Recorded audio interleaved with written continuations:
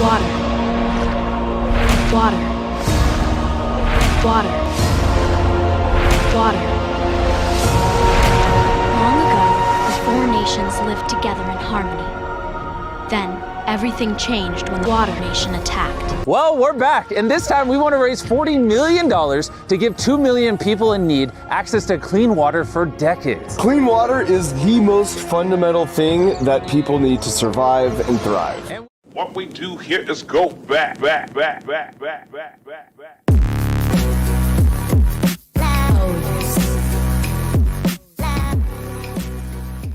Today we're diving into something truly controversial, and that would be water. But before I dive in, I wanted to talk to you about why we're here. I was minding my own business when I got a DM from MrBeast thanking me for a tweet highlighting his charity work, and 2 days later, that was followed up with an invitation. Ironically, the first ever video I watched of his was one in which he tried to spend 24 hours underwater.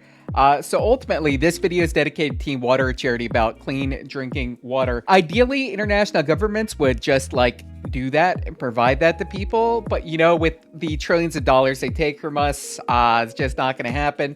So unlike Mr. Government, the funny chocolate man is actually going to get things done this time around. So while you're sitting comfortably at home, guzzling 52 grams of sugar and a glass of fizzy corn juice, people out there are getting super thirsty. And thousands of content creators are teaming up to help raise $40 million, which will help millions of people worldwide. I've played enough Oregon Trail to know that dysentery is not a good thing. You can help me prevent that for as little as $5. Check the description for the donation link below. I always say that goodness is measured by actions, not words. So although it's pretty nifty to complain about things and people online, you can actually help someone instead for probably half the effort, honestly.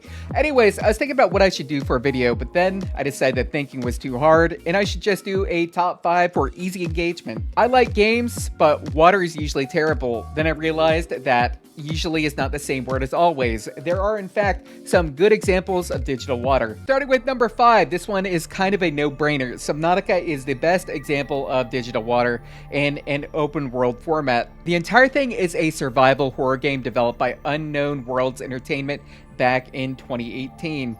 Set on an alien planet, you play as a lone survivor of a spaceship crash, exploring a vast and vibrant underwater world. The visuals are breathtaking yet haunting. Sometimes you're awestruck by the beauty, other times frozen in fear. The water shimmers and sways with dazzling rays that pierce the surface, with schools of fish darting and swaying through kelp forests. There are massive, eerie creatures that lurk in the murky depths. Unlike clunky water levels with sluggish controls or maddening puzzles, Subnautica's fluid movement makes you feel like you belong.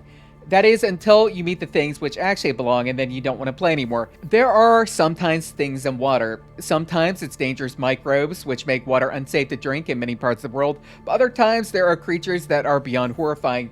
Subnautica redefines water in gaming. It's not just setting, it's a living, breathing world. Next is Shadow of the Colossus, an action-adventure game developed by Team Ico and released in October 2005 for the PS2 and later remastered for the PS4. Shockingly, not many people have played this game. You play as a young man on a quest to defeat 16 massive golems in a hauntingly empty world.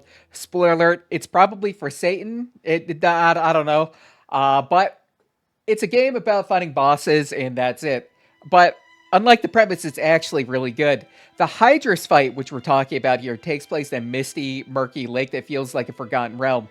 The water surface ripples with a silvery sheen, hiding the massive eel-like beast below. And that's when it happens. You can see the faint glimmers of light barely breaking through. Hydrus emerges, its glowing spines crackling with electricity, its sounds echoing through the water.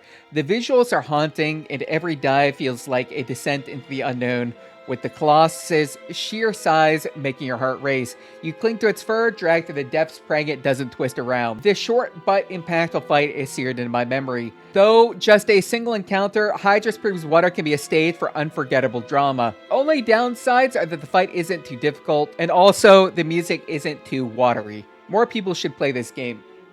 At number 3, we have Ori and the Will of the Wisps, a Metroidvania platformer developed by Moon Studios, released in March 2020. So on top of Animal Crossing New Horizons and Doom Eternal, you also had this game to play while the world figured out how coughing worked. You control Ori, a guardian spirit, navigating a beautifully crafted world. There's nothing like it. Luma Pools is a standout area in this visually stunning game. It's easily one of the most breathtaking water levels ever created. Imagine a lush, vibrant world where crystal clear water reflects glowing flora. Bioluminescent plants pull softly, their light dancing around the surface like fireflies on a summer night. The level feels alive, and every frame is a painting evoking nostalgia for those magical gaming moments which make you pause and soak in it all. Navigating luma pools is a joy with Ori's seamless movement mechanics.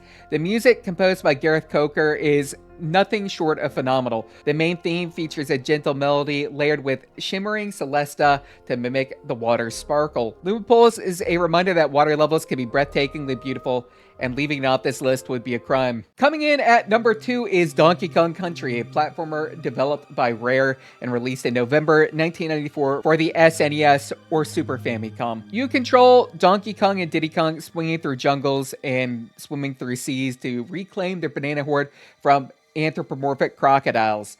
Which is kind of weird if you think about it, because despite most creatures in the world, Donkey Kong is literally just a regular gorilla. Coral Capers, the first water level in the game, is a classic that redefined aquatic stages for a generation. The backgrounds are marvels of 90s technology, creating a sense of depth that was groundbreaking for its time. What elevates Coral Capers to its legendary status is its music aquatic ambience, composed by David Wise. It is easily one of the top 10 tracks in gaming history. Using the SNES's limited sound chip, Wise blends dreamy synths, soft percussion, and echoing chimes to create a hauntingly beautiful melody.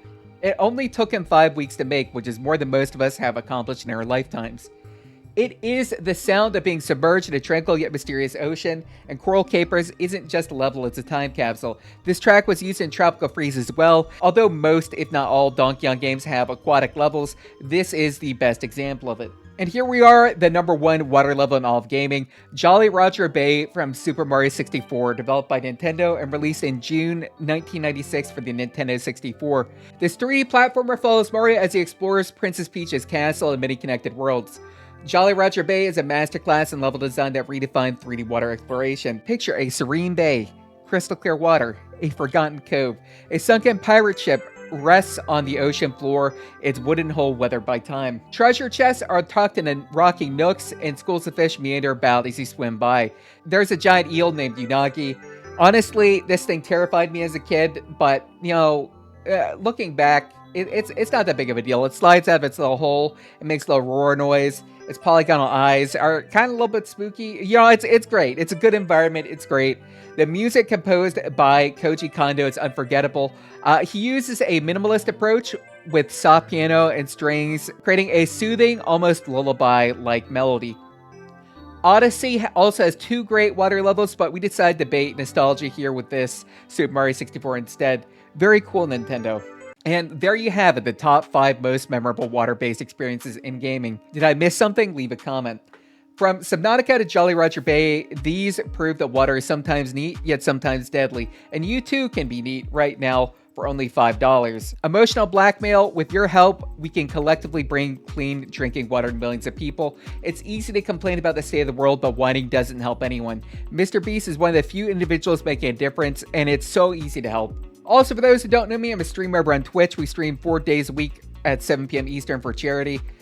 We just got done with Gamers Outreach, and we regularly find new causes to support. We will be supporting TeamWater throughout August, and every little bit helps. Thank you. Politely tap the like and subscribe button, or call me out on Twitter for siding with the Antichrist. Either one's fine. Thanks for watching. Bye-bye.